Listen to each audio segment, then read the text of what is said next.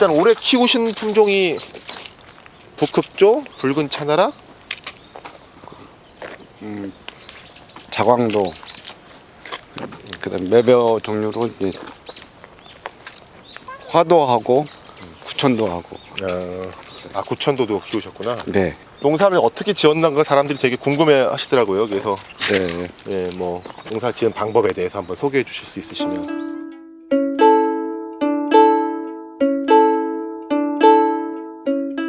주로 이제 거름을 넣는 게 이제 그 축분이잖아요. 그렇죠.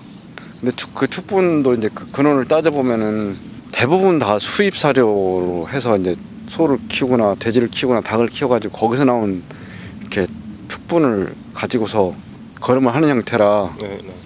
이제 그렇게 하다 보면은 그 환경이라든지 그 항생제라든지 뭐 요즘 많이 얘기 나오는 GMO 먹거리라든지 여러 가지 문제들이 많이 있잖아요. 그래서 그런 부분에서는 이 거름을 쓰는 것 자체도 좀 신중하게 접근을 해야 되겠다라는 네. 것도 있었고 요즘 흔히들 많이 얘기하는 자연 재배라고 하더라고요. 네.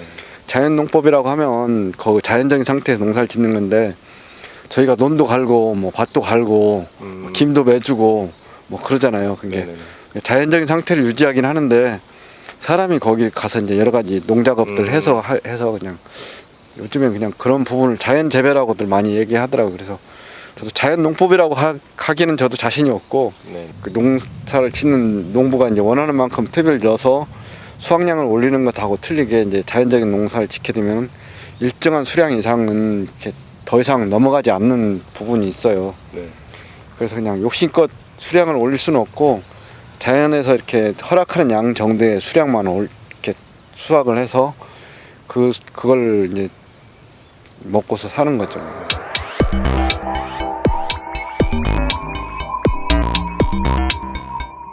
구천도. 아 구천도. 네. 이제 매배인데요. 이제 이건 까락이 좀 있긴 한데 네. 까락이 아주 길진 않네요. 얘는. 네, 좀 구천도는. 까락이 좀 자잘하고 네. 알도 잘 맺히고 이제 밥맛도 무난하고 해서 이제 네네. 한데 특별히 이제 이 지역에서는 병해라든지 그 도복에도 강하더라고요. 잘 쓰러지지도 않고. 양도 좀 어느 정도 나오고. 나오고. 그래서 이제 이 품종을 계속 네. 키워가려고 하는데 뭐 이제 한 번 더 지켜봐야 될 것 같아요. 밥맛이 궁금하네요. 얘는 어떤 맛이 나는지.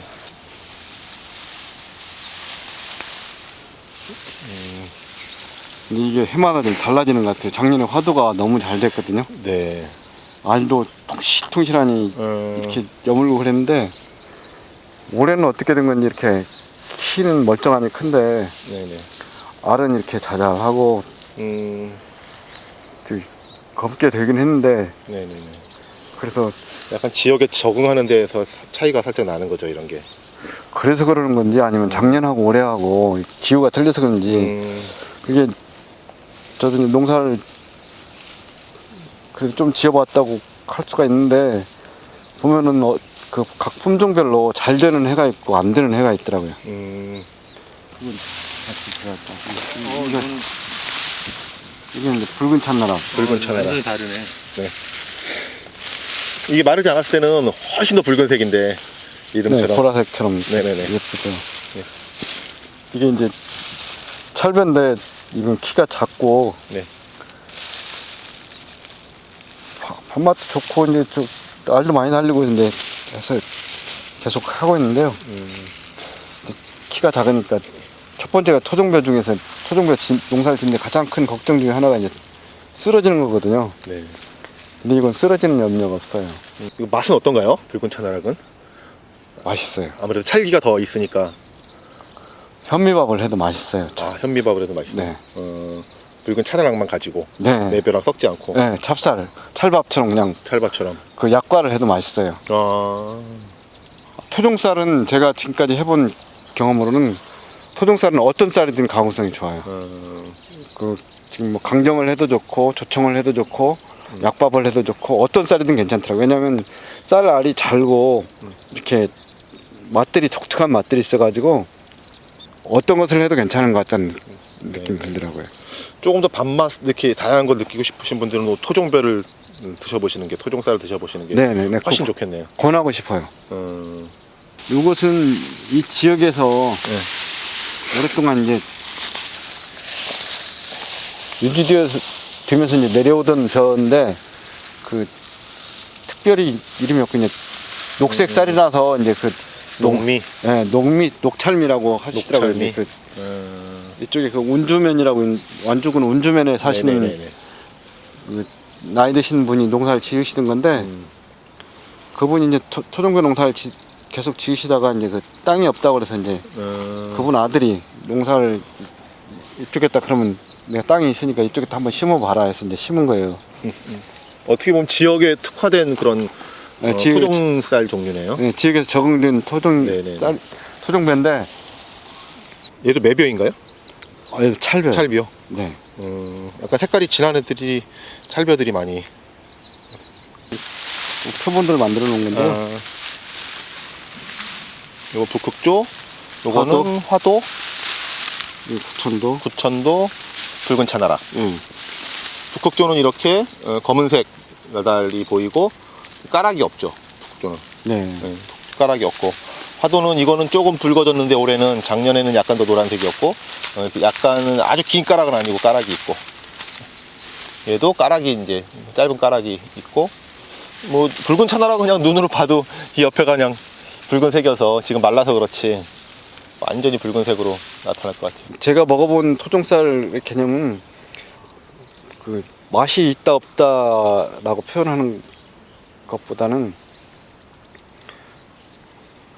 각 그 토종쌀 품종마다 이렇게 고유한 맛이 있어요. 이제 가장 기본적으로 깔고 있는 것은 보통 쌀 맛이 밥맛이 좋다 그러거나 쌀 맛이 좋다고 하는 것은 요즘 하는 말로는 그 단맛이잖아요. 네.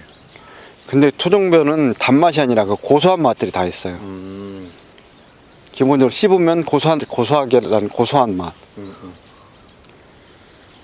그 고소한 맛하고 같이 이제 그 향하고 같이 있는데 저희도 동네 정미소 열고서 네. 진짜 많이 받았던 질문이 제일 맛있는 쌀이 뭐냐. 네. 사람들은 그게 되게 익숙해 있으시더라고요.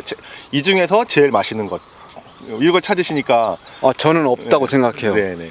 자기한테 맞는 쌀을 자기가 찾아서 이제 네, 쌀도 여러 가지 사람도 이제 취향이 여러 가지고 이제 네. 그 느낌이 여러 가지니까 자기 취향에 맞는 쌀을 찾아가는 거지 어떤 특별한 것이 모든 사람한테 다 맛있다라고 하는 쌀을 찾는다는 건 좀 저도 이제 이렇게 대답을 갖다가 해줘야지 손님들한테. 이게 똑같은 벼에도 비가 많이 오고 저기 날이 흐린 때 잘 되는 벼 품종이 있고요. 예를 들면은 그다음에 날이 좋고 이렇게 가물을 때 잘 되는 품종들이 있고 이제 여러 가지 그 환경에 맞게 적응하는 품종들이 다양하게 있거든요. 그래서 그런 다양성을 가지고 있어야 이 자연에 존재하는 벼들도 이제 생존을 하고 사람들도 거기에 맞게 이제 필요한 부분들을 이렇게 자연에서 공급을 받는데 요즘 밥맛대로 평을 하는 걸 얘기 들으면 들을수록 조금 이렇게 안타까운 측면들이 있어요. 네. 내년에도 계속 토종 농사를 지으실 거죠? 네. 지역에 있는 청년들 세 가구가 이제 같이 하기로 했어요. 그래서 올해 이제 최종표에 나온 종자들을 네. 그쪽하고 같이 공유하고 최종 작업도 같이 하고 해서 그쪽에서 필요한 종자들을 갖다가 이제 농사를 지어보고 맞는 부분들은 계속 늘려 나가는 걸로. 그럼 내년에는 올해보다는 어쨌든 품종도 좀 더 많아지고 논의 면적도 더 넓어지기는 하는 거네요. 이제 다양한 여러 분들이 참여하시는 거고. 네.